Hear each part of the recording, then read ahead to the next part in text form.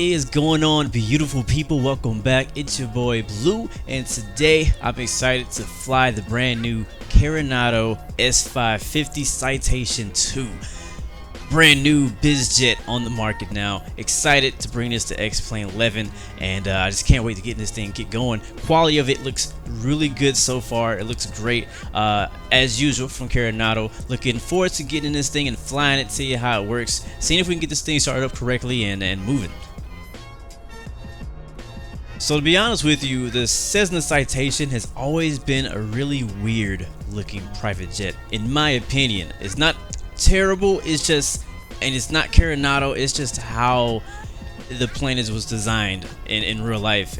But I'm actually liking this one a little bit more than I thought I would. So this is kind of going to be a bit of a first look, a kind of a first flight kind of thing. We're going to try to go through the whole step from startup to shutdown and see if we can get through it without a hiccup. But thank you guys for joining. Hopefully you learned something from it. Let's get started. We are sitting at the ramp here in Lake Tahoe. We're going to be headed over to Orange County, John Wayne, one of my favorite airports. We're looking at right now is all default scenery on X-Plane 11, except for the ortho photos underneath the scenery. We also have some pretty cool, nice scenery over in John Wayne that will not be default. All those links will be in the description, as well as the link for this aircraft, so check those out for sure. But let's hop inside this baby and get it started, get it fired up, and let's get moving. Let's close the door. There we go, and we'll get this thing started. How do you start this thing?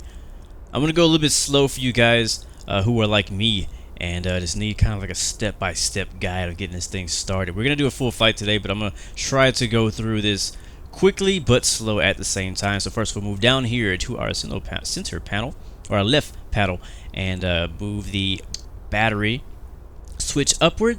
And as you can see right here, we have 24-ish volts. We need at least 24 volts to get this thing up and running, so make sure you have that. If not, you're going to need to connect the GPU on the back end of the plane.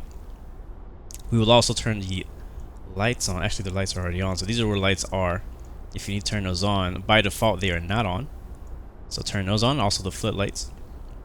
We'll turn the beacon lights on and the nav lights, because we're about ready to get this thing started. And one thing I will say before we get started, there's a few things we need to know about the throttle, and that is right now it's basically in the cut off position, so which is way at the bottom. So if I click on this throttle, I can only go up and down this far.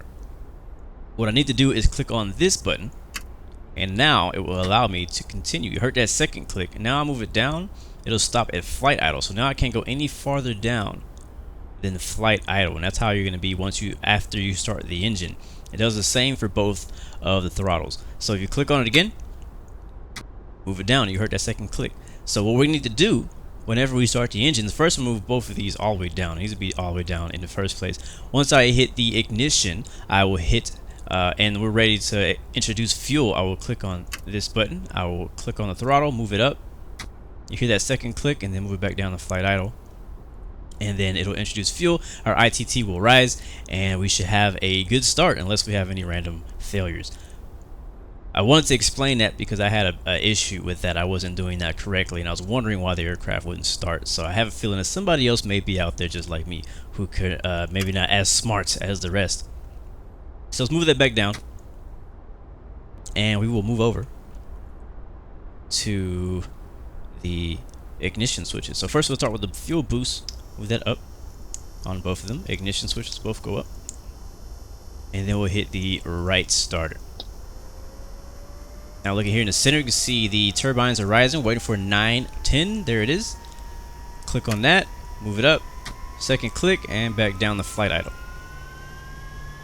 Now the ITT is rising quickly. It'll stabilize here in a second.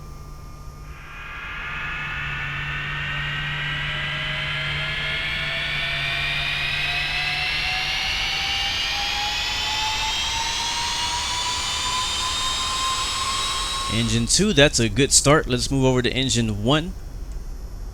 We'll hit the starter ignition here. Turbines are rising, and we will go to that same button on the left engine. Second click and down. Hopefully I explained that correctly. Alright, now we see the ITT rising on the left engine. Do not want it to go up in the red. should stop dropping right around now.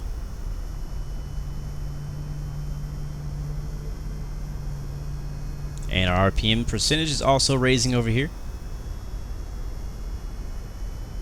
And ITT is coming down.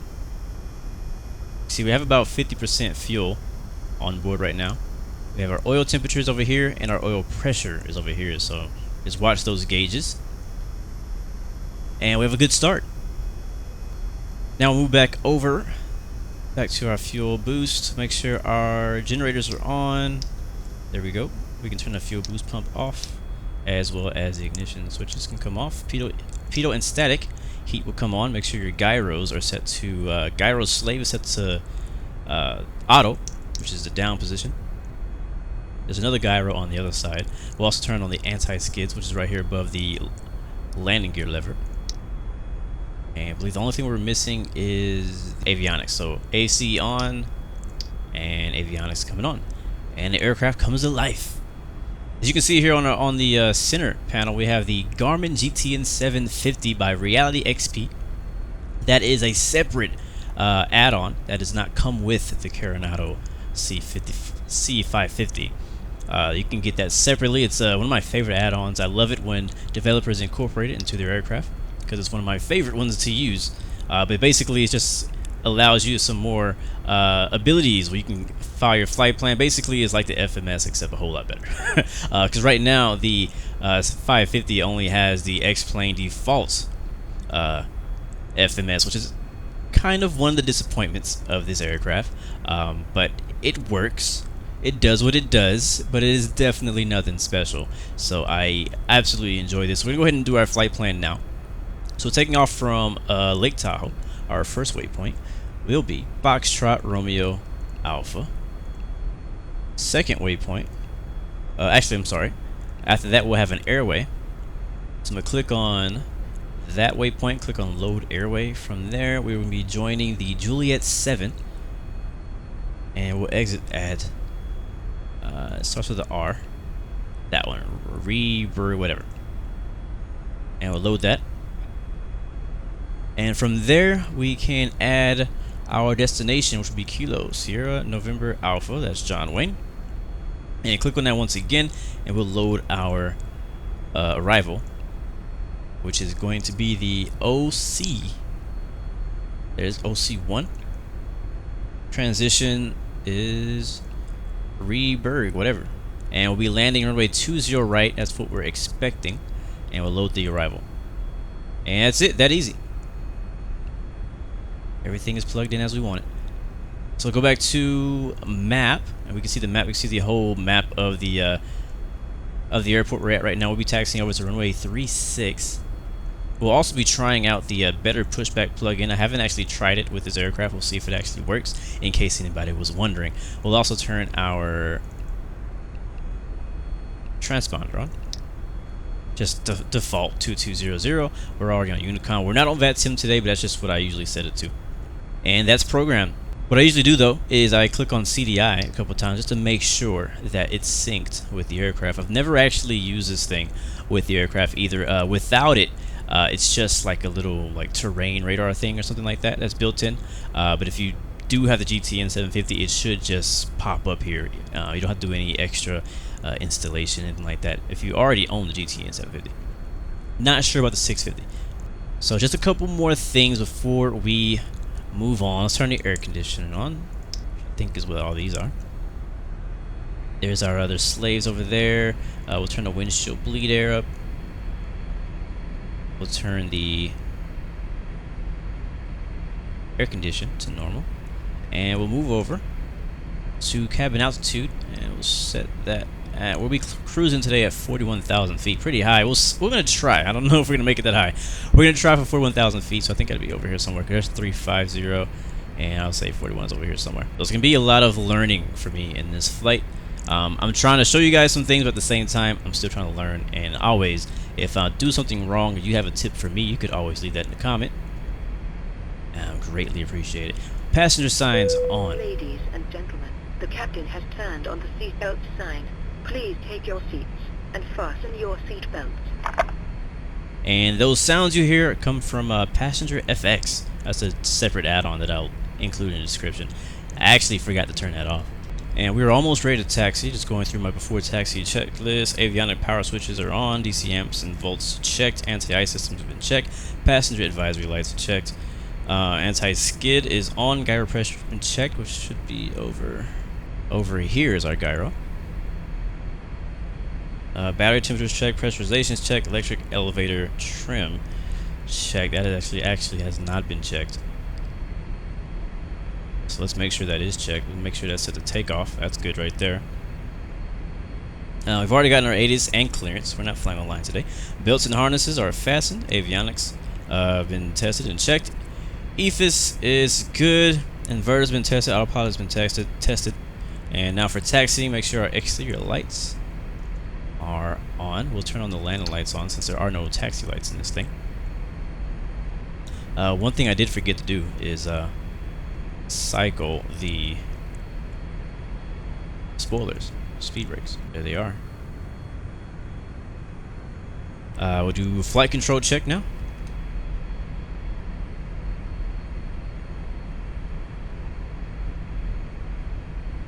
And free and correct, as well as the rudder. Good.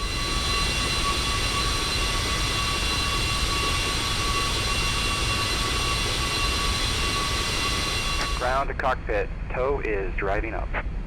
Alright, now we're going to try out the better pushback plugin and see if it actually works with this plane. Starting pushback.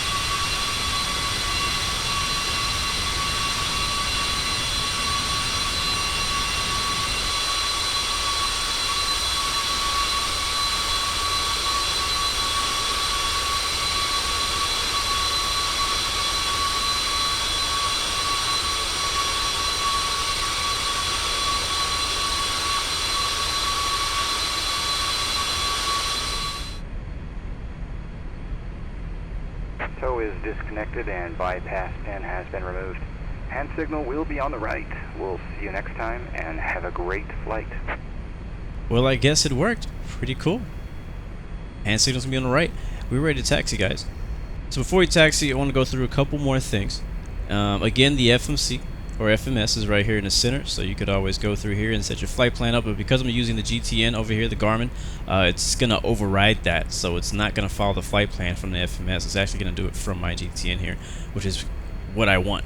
Also, below that is where the autopilot is, and that's kind of weird because it's really low and it's pretty much impossible to look at the autopilot functions and out the cockpit at the same time. So the good thing about it is that on X-Plane, Carenado has put these buttons on the side. You click on the A, and that will pop up our autopilot functions here on top of the screen as a pop-up. And I believe some of these screens also will pop up as well, and that's very helpful, so you don't have to look down. So we're gonna set the flight director on. And we're also going to select nav mode.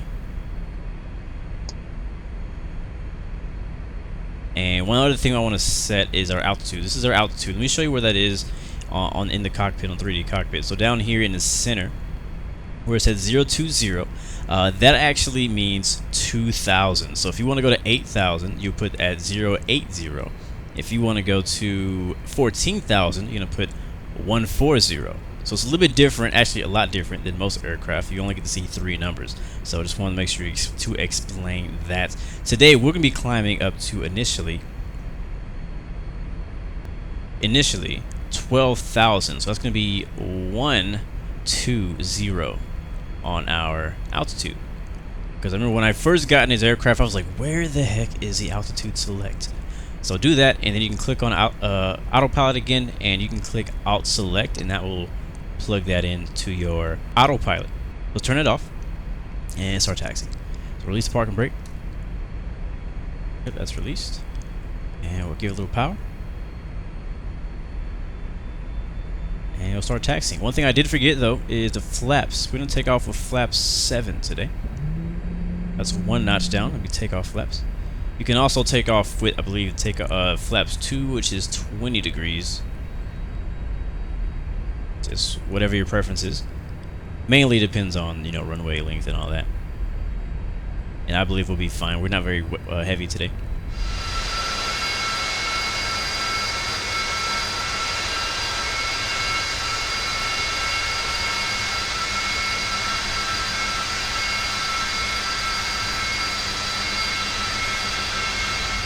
Alright, rolling on to runway 36 here out of Lake Tahoe. And before takeoff checklist, anti-ice systems as required. Flight controls are free. Flaps and trim checked and selected and set for takeoff. Takeoff data confirm and set.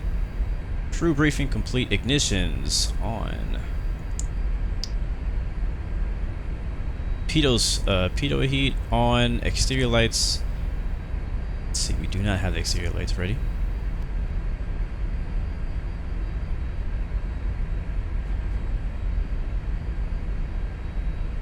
Turn on the recognition lights, as well as the anti-collision lights, which would be our strobes.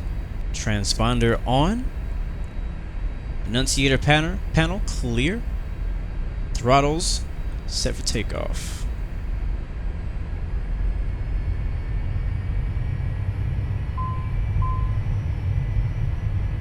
Alright, release parking brake. We're rolling.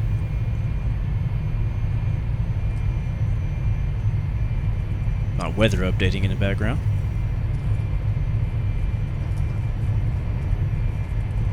We're expecting to rotate somewhere around 90, 95. There it is. V2 rotate.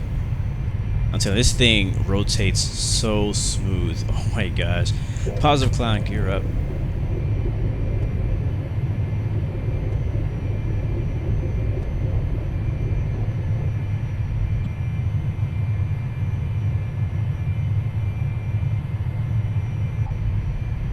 Flaps up.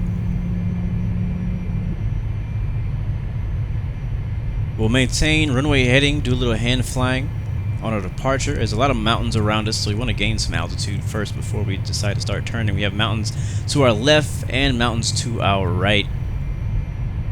See, the flight director wants us to make a right turn. Again, we'll just go ahead and continue straight. This will be Lake Tahoe right here. About to fly over. And towards the north of us is Reno. It's 8,000 feet. Still looking for 12. I believe those mountains are somewhere around 10,500. On the left, not sure about the right.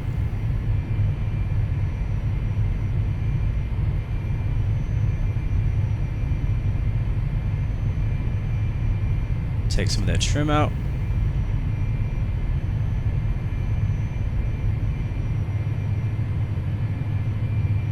I think we're safe to make that turn. We'll make a left turn, actually. We'll depart to the left. Beautiful lake right there.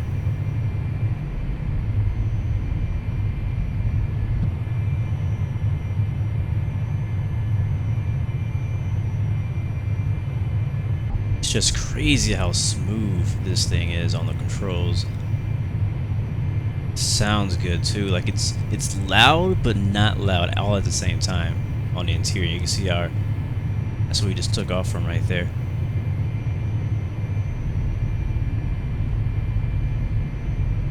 It's a beautiful day out here. Just a few high clouds.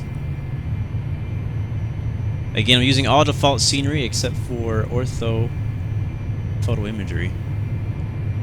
For basically this entire region, so.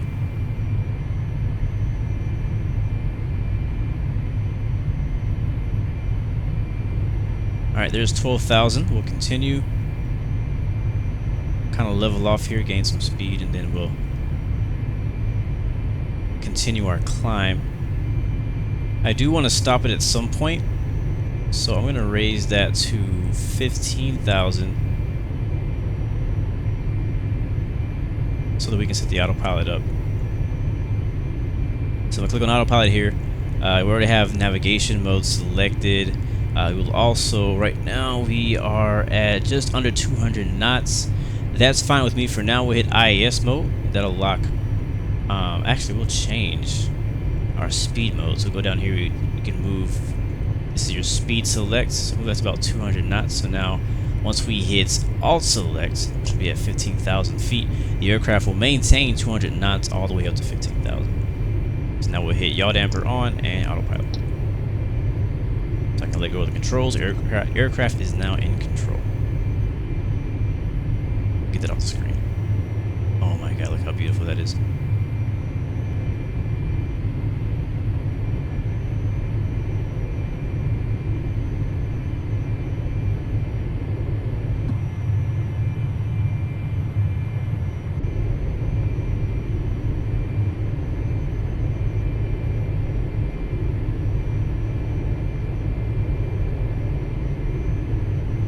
Alright, after takeoff checklist. Landing gear up, I think. Are they up? Yeah, they're up. Just making sure. Yaw damper as desired. They're on. Flaps are up. Ignition is back to normal. Climb power set. There we go.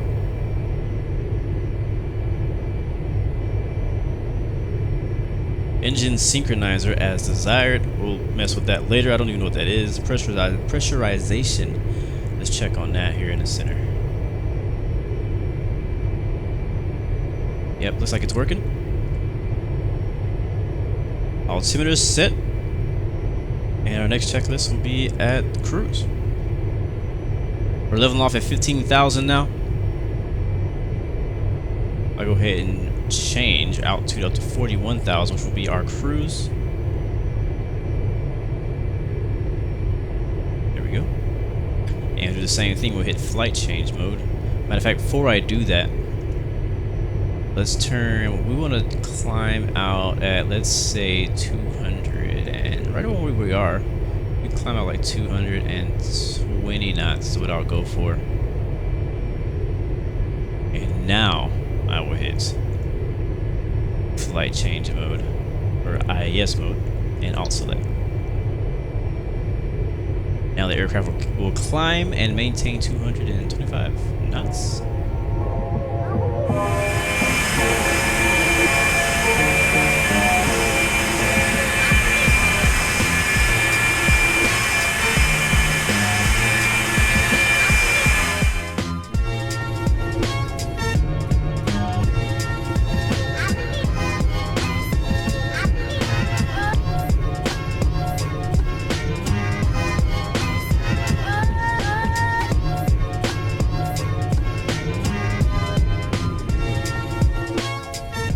We are still climbing, passing 27, coming up on 28,000 feet now. Still shooting for 41,000 feet. Again, not sure if we're going to make it all the way up there, but we're going to try our best. Climbing at a rate of about 600 feet per minute. I could lower the speed here, speed selection, and possibly get a little bit better vertical speed out of that. Outside air temperature looks to be, I think that's 35 degrees Celsius. And we'll come over here and take a look at the cabin altitude. I did have a small warning earlier that I had my cabin altitude set incorrectly. It was having an issue with my cabin altitude being above 10,000. So you can see now our cabin altitude has come down to, it looks like 8,000 feet. Yeah, so we're looking good. We're gonna be heading way over here though, like we're gonna be going up there. So we're pushing this thing to the limit today. I really want to test it out. Again, this is my first full flight, so first time going through everything. I've started it up before, but that was about it. And I have landed it for a little test landing, but that's about it. So it's pretty much my first flight, but I'm enjoying it so far. We can take a look at our GTN and just zoom in here, and I can actually click and drag around. We're about to cross over the FRAVOR. I can move this down, we can see where we're headed. There's a Reberg, MMTOY. Research wants us to be at flight level 30,000 when we get there. As you can see, we've climbed above the clouds and we're passing 30,000 feet. Still climbing for 41,000. I'm gonna try. We're gonna shoot for it, see what we can do. We're climbing at a rate of about just about maybe 250 feet per minute, which is a very slow vertical speed. But I think we are starting to stretch the limits of this plane, at least at our weight. Not really sure. Again, doing this all as kind of a test, see what we can do, maybe to lower our speed here a little bit. We're still using the indicator airspeed, or IAS mode, so it's climbing via our airspeed, trying to maintain that airspeed and make a climb at the same time. You see now it's going to about 1,500, but that will slowly go down as we lose momentum. We also have already set our altimeter to 2992, so that looks good. And we can look over here at our GTN, and everything seems to be looking pretty good. We are on track with the GPS. We are about 45 miles from our destination. 45 minutes from our destination, and 273 nautical miles away from our destination. This is definitely not the simplest plane to fly. There are lots of buttons to press, lots of things to do in the cockpit, but it definitely is absolutely fun. I like it. I like it so far.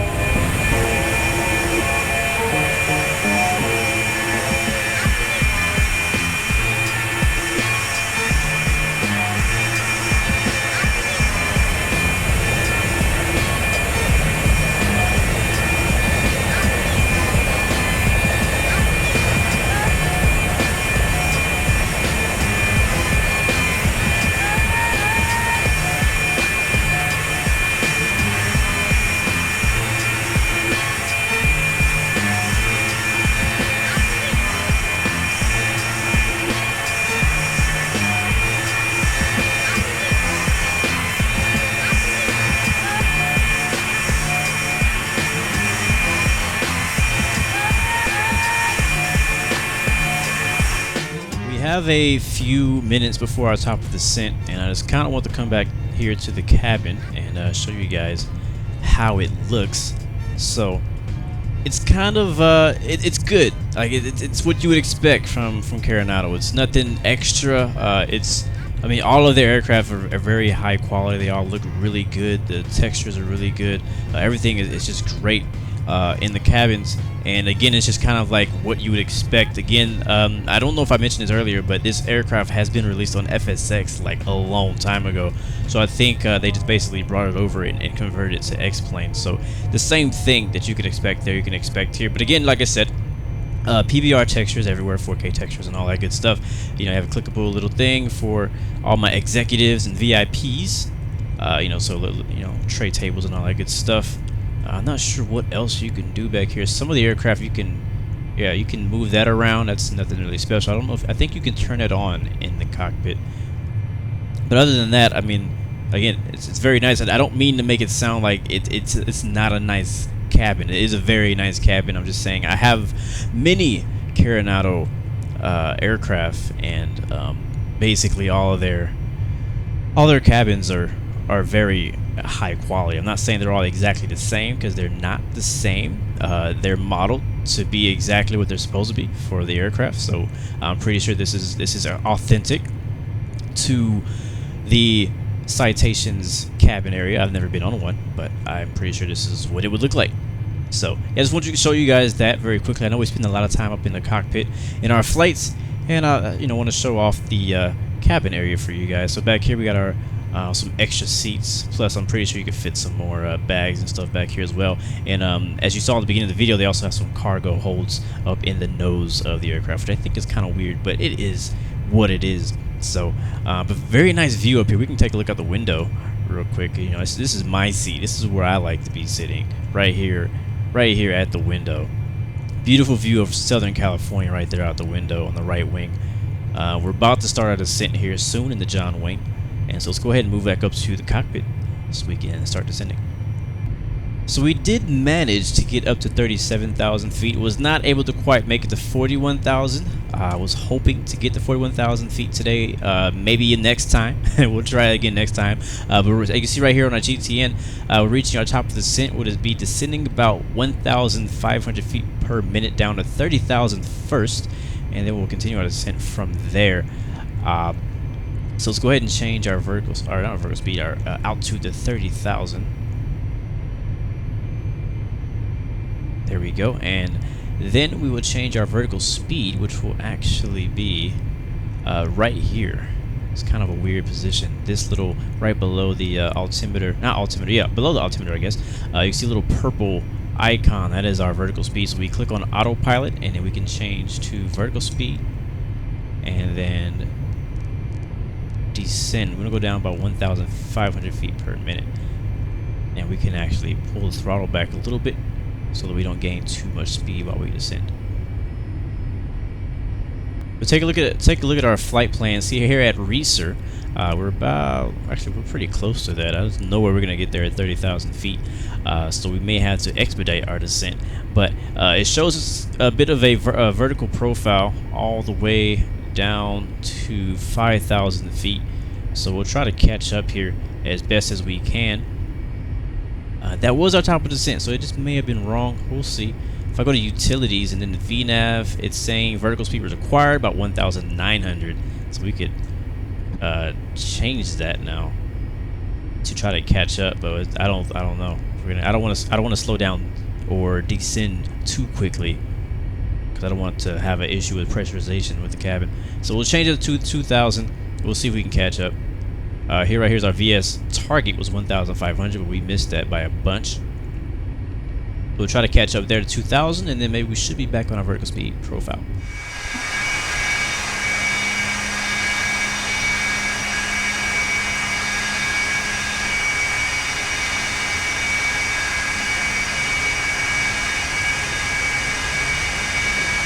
Just over 24 minutes till we get to our destination, about 100 miles away, and we're making our descent. Continuing to kind of climb our way down. Our next altitude is 21,000 feet at Pacific.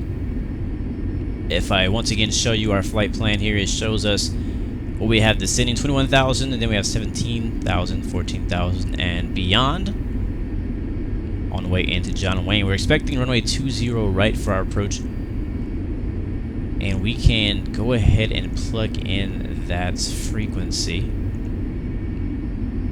Whenever you put in the procedure into the GTN, it automatically loads up your frequency here, and I think this is it right here, 1109, but I'm not 100% sure, so I'm gonna double check my charts on my end and make sure that we have the right frequency for the ILS. We're gonna try to shoot the ILS for the first time, for me for the first time in the citation. We'll see if I can actually capture it correctly.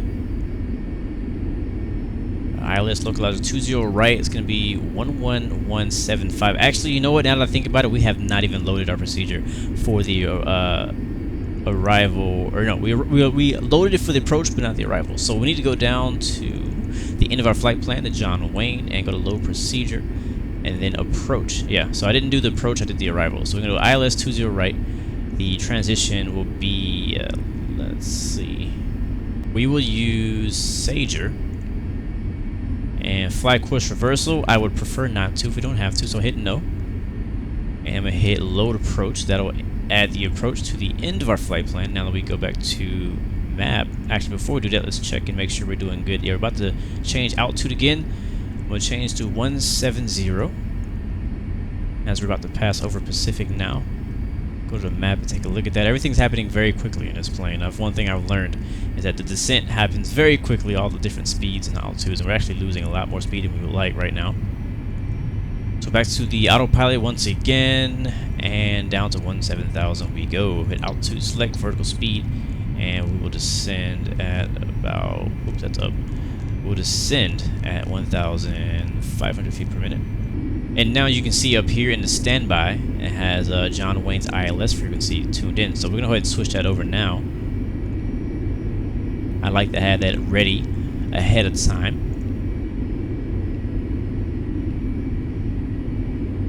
And you can look here at our flight plan. So it's going to take us over the California coast around, it looks like around Los Angeles class Bravo.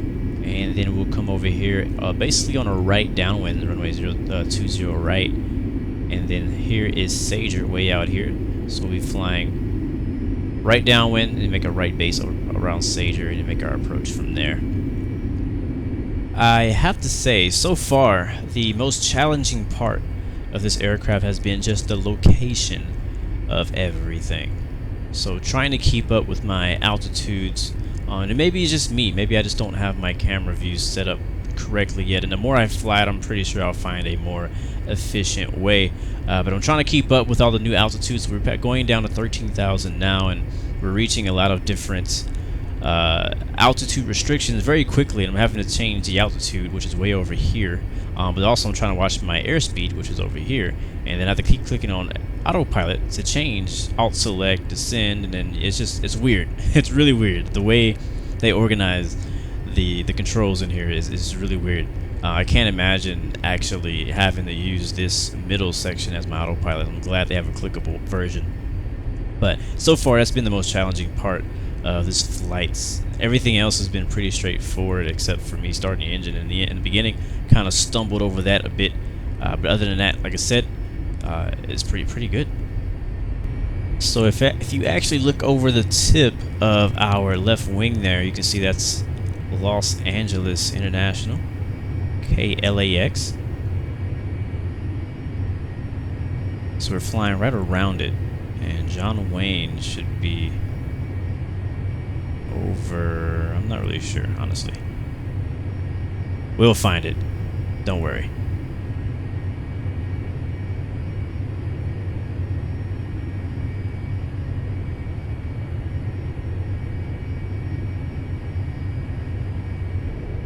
You can see out the window, we are crossing back over the California coast. Our arrival flew us out to the ocean a bit, now we're flying back in. The airport is going to be off of our right wing pretty soon here.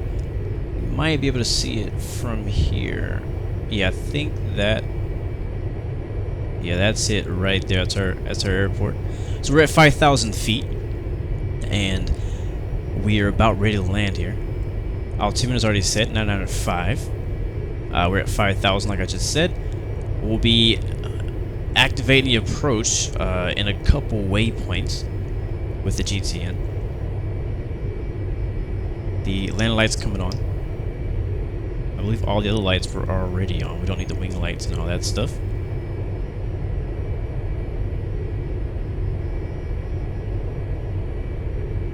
Approach checklist, landing data, confirm and set. Crew briefing complete. Belts and harnesses fastened. Avionics, flight instruments, and radio altimeters set. Passenger advisory lights set. Passenger seats check. Fuel crossfeed off. Anti-skid is on. That's already on. Pressurization is checked. Flaps set to approach. Engine synchronizer is off. So I don't want to set my flaps just yet. I feel like it's not time for that yet. I'll most likely do that when we turn our base. I will slow the aircraft down. We are too fast for flaps anyways. There's a little bit of cloud cover around the airport. We should be just fine. We'll go ahead and go through our before landing checklist because all this is going to happen pretty quickly. Landing gear down 3 green, landing lights as required, ignition's on, flaps to land, autopilot and yaw damper will come off, speed brakes retracted, and annunciator panel all checked. So we'll go through all that as that comes. I'll be expecting to land right around, I believe, somewhere between 190 knots. That's what I'll be shooting for. So far, I have really enjoyed this aircraft. Again, this is you could say my first real full flight with this thing. So you may have seen me struggle on a few things here and there. Again, if you have tips and things like that for me, please let me know. I'm open-minded. We're all here to learn. That's why we're here, to have fun, to enjoy aviation, enjoy flying, and also to learn from each other. That's the whole reason I like to post these videos, because I'm hoping that something I did could help you guys on your end, and then maybe you have something you can help me on my end. I never claim to be a professional with these. Never claim to be, I'm not even a real pilot yet. I haven't even started my training. I'm planning on doing it, but I haven't started it yet. So I don't fly these in real life, but I know there's a lot of real life pilots who are probably out there watching or already flying this thing. So super excited to have some more business jets come to X-Plane 11. So pretty excited about this plane. Honestly, in the beginning, I wasn't extremely excited about it, but now getting into it and flying it around and and actually getting my hands on the plane, flying it, feeling it out, all that good stuff. Now I'm a believer. I'm a believer for sure. I do enjoy it. I need to get some more flights in with it, some more complete flights. I mean, we haven't even landed this thing yet, so I can't speak too soon. But I need to get some more complete flights with it before I can give it my official Blue Games thumbs up. But I do enjoy it. I definitely do enjoy it. Let me know what you think though about the Carenado S550 yourself. Would love to hear what you think. Where does it fall short? Maybe you're a real pilot and there's some things that it's missing. I wouldn't know that because I don't fly these in real life. So I'm always interested to hear about those things though. And I like to hear about the things they did right too, not only about the things they did wrong. So we're coming up to Manset. We could probably, yeah, we'll just continue. We're at 5 knots right now, 34 nautical miles. Yeah, we're good. Our ground speed is 222. We can take our time here. Let's go down to our GTN now and activate our approach. Go to activate approach there. Aircraft is going to go ahead and make that right turn. And we will descend down to 3,500 altitude select vertical speed. And let's do it at 1,000. That's fine, 1,500 feet per minute. And we'll bring our speed down, keep that speed around 200 knots. Once again, we're going to try to shoot for the ILS approach. See if I can do it correctly. I actually have not tested this, so this will be my first try. So if I get it wrong, don't be surprised. That's all I'm going to say.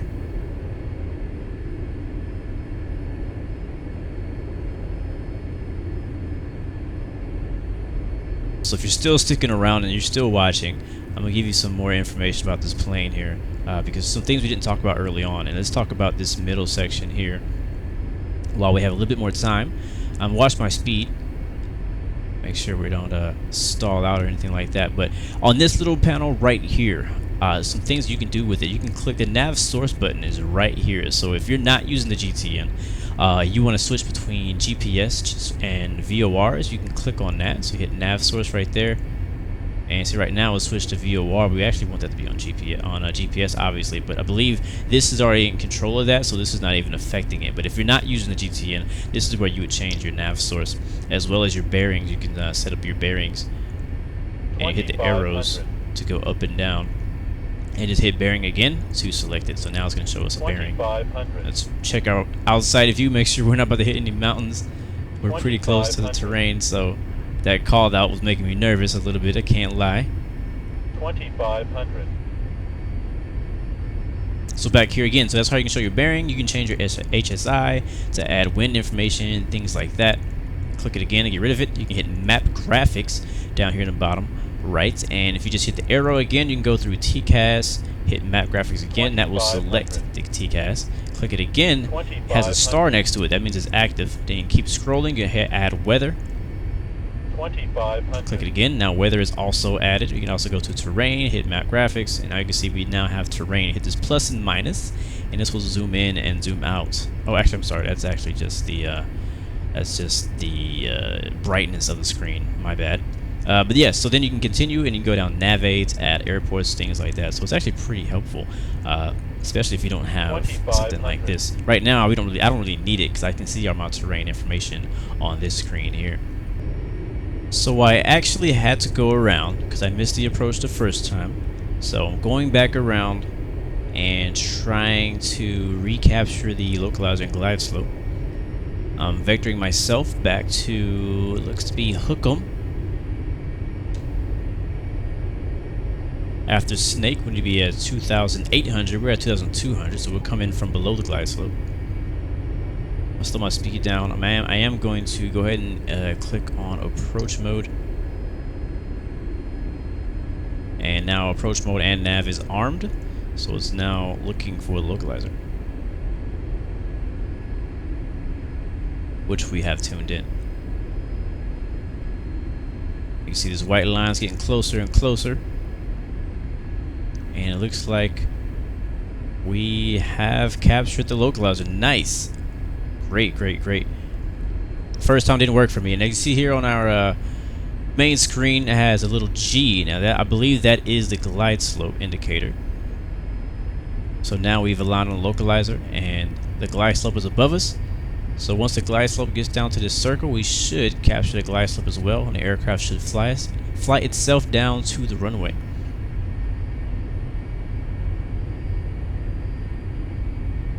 Like I said, the first time I had a little trouble getting it. I actually overshot it. That was just user error. It wasn't the plane's fault at all. So I believe we have everything set up correctly now. We still have approach mode on. So that should capture the glide slope. You can see that's dropping now. The G is slowly going down as we approach the glide slope. We should see the aircraft pitch down once it gets there. I'm going to go ahead and go flaps 1. You see I do have visual of the runway. And there it is. We are now established on the localizer and on the glide slope, so it worked out for us this time. And we are 6 miles out. So start bringing our speed down. Getting ready to land this plane. Still looking to land around, I believe, 90 is what we'll be looking for. All of our exterior lights are already on. I'm gonna go flaps 2, which should be approach flaps. So our speed's coming down. We are still descending, and we're right on the glide slope. Perfect. 4 miles out. We're gonna go ahead. We are slow enough to drop the gear, so we're gonna do that.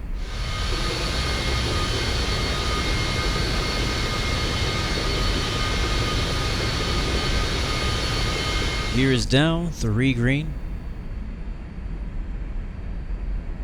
Our speed is right at 100, so we'll try to keep it there. 1,000.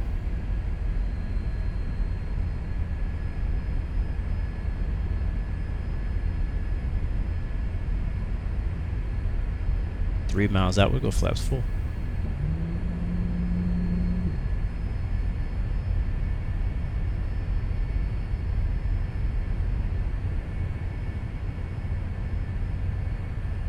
Beautiful scenery flying into John Wayne. Most of this is default except for the ortho photos, which is the actual photos of the ground you see there. But the buildings and everything is default until we get to downtown Orange County. All that is included in the John Wayne Airport scenery, and that link will be in the description.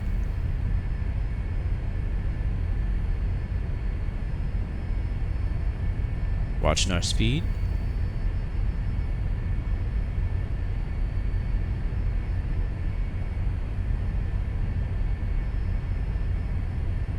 When I checked the ATIS earlier, it said wind was variable. Now we have about a 10 knot headwind, but we're still landing at the correct runway. Wind's in favor of 20 right. 500. Alright, it's a beautiful clear day. Let's go ahead and disengage the autopilot. Autopilot. And yaw damper. Autopilot. And we will fly the rest of the way in. 400.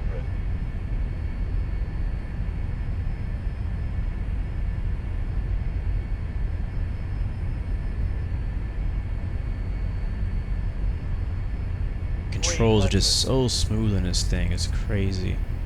Like, you don't understand unless you actually get a feel for it. I am using a yoke, or not a yoke, a joystick. So if you're using something else, you won't really know. I love flying over the highway.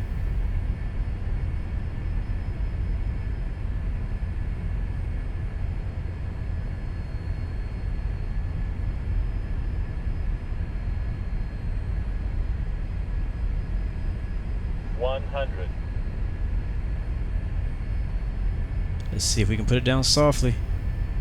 50. 40. 30. 20. 10.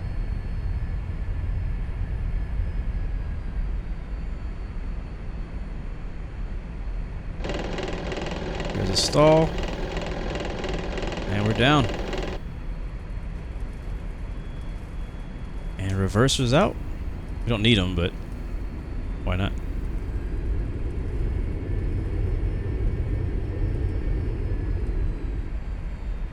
Alright, manual braking. We'll make a right turn here. We'll park at, I don't know the name of it, but it's the little FBO on the right over here. Welcome to John Wayne, Orange County.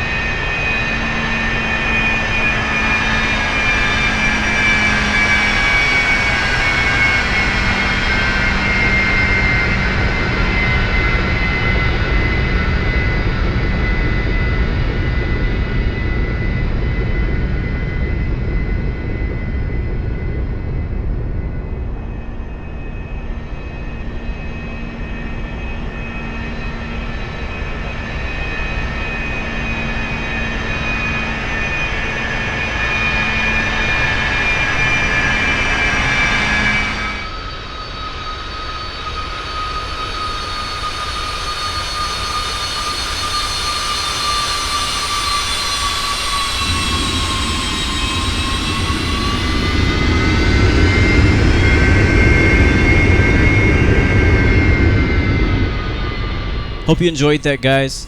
I definitely enjoyed it. I really, man, this thing is so easy to fly. Like, the controls can kind of be intimidating, and getting it started and going through all the controls and everything. The cockpit just looks intimidating. It's not as modern looking as you would expect a business jet to be.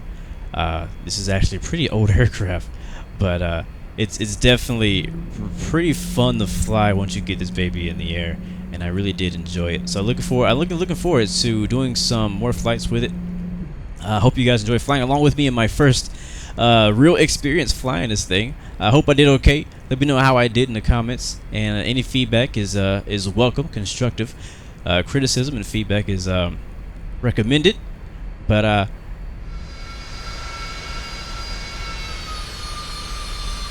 we'll get this thing parked over here at the hangar.